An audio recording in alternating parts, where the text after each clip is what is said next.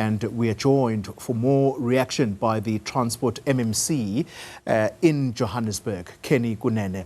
And he is among those that are at the forefront of fighting particularly against hijacked buildings. MMC, good evening to you. Thank you for your time. This has to be a very shocking development. Your reaction to this tragic murder? Good evening, Polani. Let me start by sending condolences to the family, to the friends and his DJ Warras' colleagues. It's devastating, Polani. You know, this was a good man. I did interviews with him and DJ PH on their podcast, and no hostility, just getting information out of you, wanting to be informed, holding us accountable as politicians in a very respectful manner, yet interrogating manner that you always also do. It's devastating. I am really, really shocked and angry at what has happened to this young man. I spoke to DJ PH earlier on after I heard about this news, just to confirm from him, because I know they are very close, and he is very devastated. He's very devastated, clearly. I intend to go see the family. You know, the lives of our young people who have got a promising future are taken through a barrel of a gun. And it is not correct, clearly. Warras was not just a DJ. You know, we are saying DJ Warras, but this man was a businessman. He did multiple jobs just to provide for his kids, to provide for his family. Yeah. He was a hard worker. And from the three people that I've spoken to individually,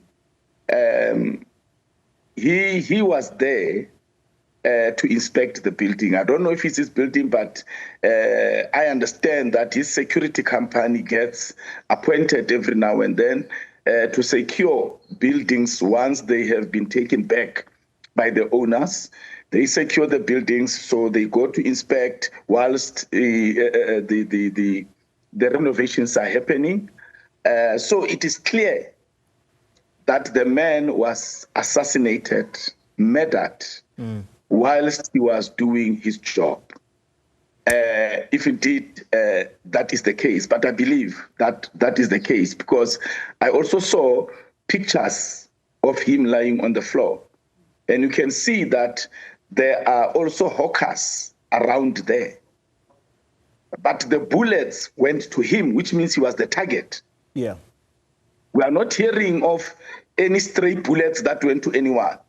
So it means that he was the target. And truly, I've said this many times. We are at war with illegally occupied buildings, cartels, syndicates. We are at war with the hijackers of our buildings, from Nigerians to Congolese to Indians to Portuguese to our own brothers and sisters, Black South Africans. This is war. And God willing, you know, that is why every time I get an opportunity to act as the mayor, I go for these buildings, because as the MMC of Roads and Transport, I'm limited. I must focus on my portfolio. But as the mayor, you can go to all the portfolios and work with the MMCs. And that is why I always go for these buildings, because clearly, the buildings, it's not just about the hijack. They connect electricity illegally. They connect water illegally. The residents of Johannesburg are paying more for electricity. They are paying more for water, because these hijacked buildings take money from those that they put in there illegally, and they don't pay for services. Yeah. The city is losing billions, billions. MMC. I was threatened. I was offered money. I refused. And God willing, God willing, I am able to run the city of Johannesburg. I am going to declare war on the hijackers and the criminal syndicates that are stealing billions from the city of Johannesburg that have made the lives of South Africans who have invested their pensions in property development, in buying buildings so that their children can survive, and they just come and hijack them. We are at war. All right.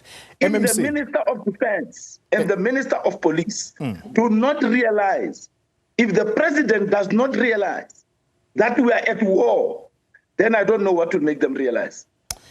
MMC, I think that you speak with a lot of passion. There's no doubt about that. And the anger in your voice, very palpable. I have to go back to what the Deputy Commissioner of the Police was saying just a short while ago to media colleagues at the scene, and that is that the motive could. He is not definitive. He's not saying it's a fact. He says it could be related to the building which Warras may have owned or co-owned. And he also uses the words that you've just used, that this building is occupied by both authorized and unauthorized individuals. And perhaps let's center the conversation there, because this is something that you're clearly passionate about. What is being done right now? Because as you say, the only opportunity you get to try and clean up these hijacked buildings is when you are acting mayor. What do you know about whoever runs this portfolio? Because we were made to believe just before the G20 that the CBD is being cleaned up. Where is the process now? Only, I can only speak for myself. This is a pandemic. Yes, the CBD was being cleaned, but you see, Toli, I am a person that wants to deal with the cause of the problem rather than the effects of the problem. The fields in the CBD is because of people who are in the country illegally. It is because of illegal hawkers. It is because of the illegal bus ranks. It is because of the hijacked buildings. The buildings are filthy. How is the surrounding going to be clean? So if you want to clean the city of Johannesburg, if you want to bring the inner city back to its glory, first and foremost, you must eradicate the criminal syndicates. You must clean them up. You must reclaim all the buildings, including the privately owned buildings, and hand them over to the rightful owners. That is the solution. Some of the buildings are harboring human trafficking. There's women there who have been kidnapped, that have been turned into sex slaves in these buildings. Some of the buildings are harboring drugs. They are warehouses of drugs, a building, top to bottom. Some of the buildings are harboring guns, illegal guns. So what is happening there, Oli? The city of Johannesburg and surrounding suburbs have been turned into criminal powerhouses. That's what is happening. You see it now desperate to run back. Only at least we know of few houses that have been hijacked in Bryanston. Indeed. Right in Centre. Yeah. So it is no longer in the inner city. It is now spread into the houses. You go overseas, you come back, there's 100 people staying in your yard. So this thing it has gone out of control, totally. Even you yourself, you might go on holiday, you come back, totally, you find people occupying your house. And when you go to the police, they say it's a civil matter. You must find alternative accommodation for these people. That is where we are, totally. Yeah. That is where we are. If we were serious, and I'm saying this with all humility, totally. God willing, I get an opportunity to be borrowed to the city of Johannesburg. My first declaration of war will be on illegally occupied buildings and the criminal syndicates, because once you correct that, you'll be able to clean Johannesburg. You will be able to turn revenue for the city. You will be able to liberate women that have been kidnapped, some from countries as far as Lesotho and Swaziland. MMC? It is a crisis. It is treasonous what is happening in the city of Johannesburg.